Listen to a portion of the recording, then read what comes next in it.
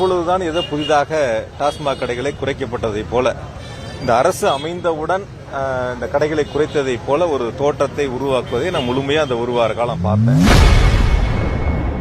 டாஸ்மாக் கடைகளை முதல்வர் விஜய் மூடியுள்ளது குறித்து செய்தியாளர் எழுப்பிய கேள்விக்கு முன்னாள் அமைச்சர் செந்தில் பாலாஜி பதிலளித்துள்ளார். அதாவது ஊடகங்கள், பத்திரிகைகள், சமூக வலைத்தளங்கள் ஏற்கனவே இப்பொழுதுதான் ஏதோ புதிதாக டாஸ்மாக் கடைகளை குறைக்கப்பட்டதை போல இந்த அரசு அமைந்தவுடன் இந்த கடைகளை குறைத்ததை போல ஒரு தோற்றத்தை உருவாக்குவதை நான் முழுமையாக அந்த ஒரு வார காலம் பார்த்தேன்.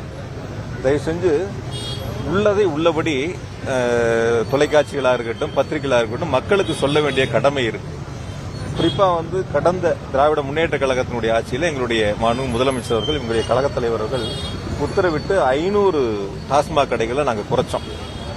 அதற்கு முன்பாக அதிமுக அரசிலையும் டாஸ்மாக் கடைகள் குறைக்கப்பட்டன.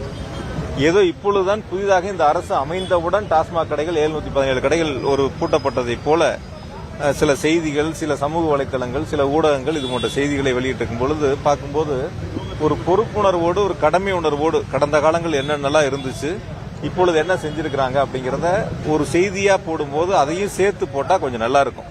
ஏன்னா புதிதாக இப்பொழுது மட்டும்தான் அந்த கடைகள் போடப்பட்டதை போல, மற்ற காலங்களில் இல்லாததை போல, இப்பொழுது ஏதோ பூரண முழு மதுவிலக்கை கொண்டு வந்ததை போல ஒரு தோற்றத்தை உருவாக்கக்கூடிய ஒரு நிலை இருக்கின்றன. காலப்போக்கில் தெரியும். பொதுவாக அதனாலதான் நாங்களும் சொன்னோம், இது ஒரு ரீல்ஸ் ஆட்சியா இல்லாம ரியல் ஆட்சியா இருக்கணும் அப்படிங்கிறது தான் எல்லாருடைய கருத்தா இருக்கு. அதை பொறுத்து இருந்து பார்ப்போம். இந்த தேர்தலில் எந்த கட்சிக்குமே